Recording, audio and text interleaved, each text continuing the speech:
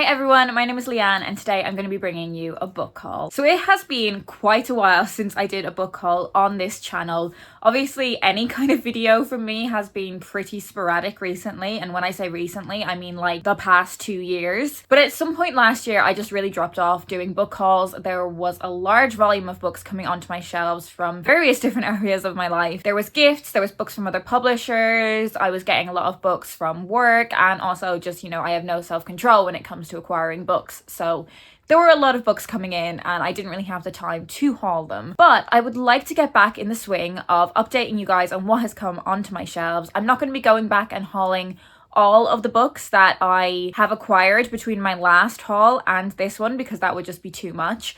But I definitely want to talk about the books that I have been hauling this year, and there's quite a few of them. So I'm going to be splitting them up into different kind of genres, different categories, and today we're going to be talking about non-fiction. My taste in non-fiction is very much kind of gender, feminism, sexuality, any kind of like social issues as well. I really like books about books, and occasionally there will be a sports book in there as well. So if that sounds intriguing, there may be something amongst these books that will pique your interest. I think that's enough of a preamble. Let's chat about some books. So I picked up a copy of What Writers Read, 35 writers on their favourite book, and this is edited by Pandora Sykes.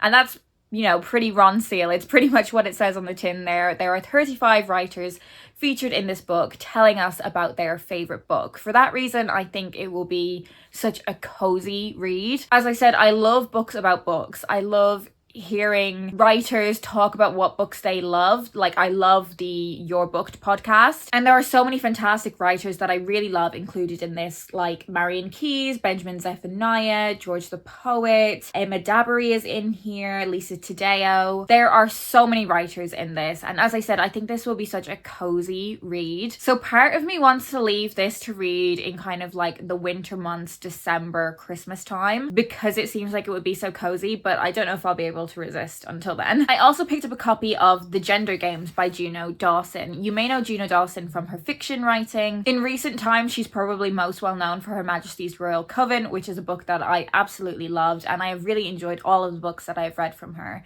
But I've not read any of her non-fiction before. And this is, as the title suggests, a book about gender. It is about the gender binary that our society seems so fixated on, and how those gender restrictions really negatively impact people from across the gender spectrum. You know, from little girls who don't think a certain kind of job is available to them because of their gender, or boys who think they can't express their emotions because they need to be tough. Juno is also specifically looking at this through the lens of her own experiences as a trans woman. If you don't think trans women are women and trans men are men and their identities are completely valid, and you don't support trans rights, then this channel isn't the place for you. So you're not gonna have a good time here, so you might want to leave. I think hearing from trans experiences, hearing trans voices is more important than ever, so I'm really looking forward to reading this one and hearing Juno's perspective on all things gender. I also have a copy of Everything You Need to Know About the Menopause and We're Too Afraid to Ask by Kate Moore. So this book is published by the adult nonfiction team in the place that I work. I work in the children's team, and the author came in to do a talk for us on the menopause, and let me tell you, I think it changed my fucking life. Now, I'm assuming that the menopause is somewhat distantly in the future for me, although premature menopause is a thing. But what I really took away from Kate speaking about this book was information is power, and I want to arm myself with information as soon as I possibly can. There were so many ways that the menopause can affect people that I just totally wasn't aware of. I was so ignorant to so many of the symptoms and side effects, but also how it is misunderstood and misrepresented and underrepresented in medical communities, in healthcare, in the media. I got a snippet of the forensic research that Kate has put into this book when she came and spoke to us. So I can only imagine the impact that reading this book is gonna have. Not only in terms of me arming myself with information for my own future, but also how to be a better person in my relationships with people who may be going through it now. Family members, friends, colleagues who might be going through it. Yeah, as I said, information is power, and I am ready to get me some information. I also picked up The Most of Nora Ephron by, of course, Nora Ephron, with an introduction written by Candice Carty-Williams. I have read an essay collection from Nora Ephron before, and I had mixed feelings on it. I thought, like, the essays were kind of funny, but they were also, like, so steeped in ridiculous privilege that I was, like, struggling to get past that, but I am intrigued by her writing and I want to read more. This book is a bit of a mishmash of different parts for her writings. There are some of her essays on topics like feminism and friendship, but there's also extracts from her novel Heartburn and her play Lucky Guy. As well as that, there are scenes from her screenplay When Harry Met Sally. So yeah, not sure how I'm gonna feel about this one, but as I said, I was intrigued by reading some more stuff from Nora Ephron. Maybe the best way for me to experience her work is actually through her screen work rather than, you know, reading it on the page. But let's see how we get on. I also picked up a copy of How Not to Be Strong by Alex Scott. I've already read this one, so I will leave my review linked in the cards and in the description if you want to hear more about this book. I'm not going to talk about it too much here because I have already reviewed it. You may know that one of my favorite things in the world is football. I have been football mad since I was a kid, and Alex Scott is a former professional footballer for Arsenal ladies and for England, and her career has now transitioned into not just sports broadcasting but broadcasting as a whole. And this is her life story about growing up, about her early family experiences and the turbulence that there was there, her early footballing days and career, and her transition into that broadcasting career. This book looks at a number of the challenges that she overcame as part of all facets of her life and career, but specifically those challenges as not only a woman, but specifically a Black woman. I think this is a hugely inspirational book. And as I said, I will leave my full reviews linked so you can hear more about it. I also picked up a copy of Just Saying by Mallory Blackman. You may know Mallory Blackman for the Noughts and Crosses series, among many other fantastic books.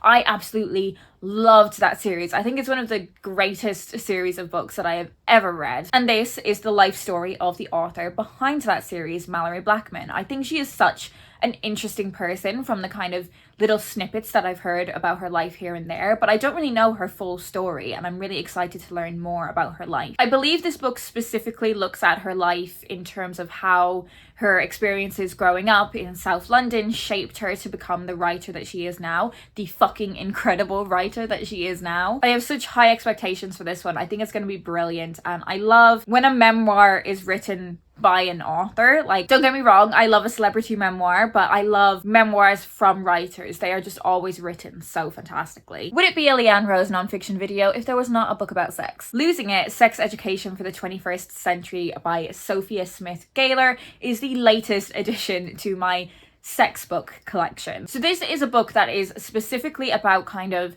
debunking myths about sex and people's sex lives. There is so much misinformation out there about sex, and even kind of like reliable information getting twisted and manipulated, and that kind of myth becoming so widespread that people think it's fact. So in this book, Sophia is debunking a lot of the stuff we may have learned over the years, and thus empowering us to have sexual freedom because we have accurate information. Again, super high hopes for this one. It's not that long as well. Like, I feel like I could probably get through this in one sitting. So it may be one that I get to very soon. I also have a copy of Bad Bridget by Elaine Farrell and Leanne McCormick. I have spoken about this one on the channel before because I was supposed to read it for the Irish Readathon but didn't quite get round to it. But of course, definitely very keen to get to this one. It was one of my most anticipated releases for the year. So the 19th and 20th century was a really challenging time to be a woman in Ireland. I mean, the 21st century was still a pretty tough time to be a woman in Ireland.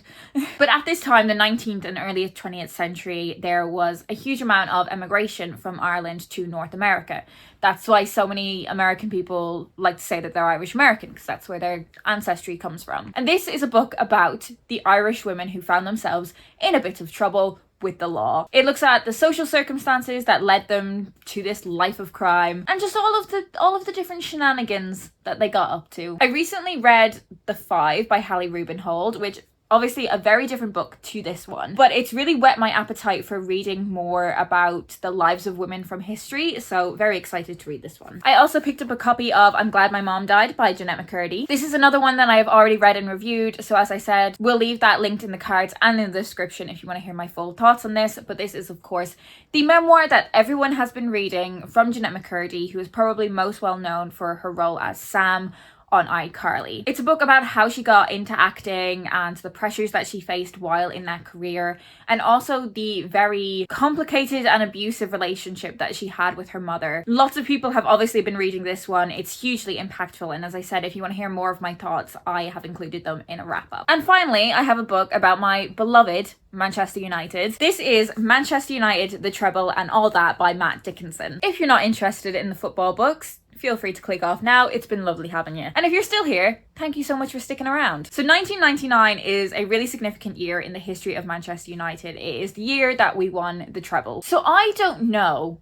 if I have memories of the treble happening. I was born at the end of 1995, so I probably was too young to have memories of the treble happening, but I feel like I heard so much about it growing up, and like my whole family was sharing their experiences of like where they watched it and that kind of thing, and I've seen so much of it like on the telly, and I know so much about the history of it that I think I've almost like fabricated my memories of watching the Champions League final in 1999. But this is a book all about not only that season, but the growth of the team that would go on to win the treble. 1999 is such a prominent part of footballing history. And yeah, I just really wanted to read this book to learn more about the history of it and maybe some of the parts that I didn't know. Although I think perhaps I might visit this one on audio as well, because I think it would be a really good book to listen to. So that is it. They are all of the non-fiction books that I'm going to talk about today. Do let me know down in the comments if any of these are of interest to you, or let me know what non-fiction book you read recently that you really enjoyed.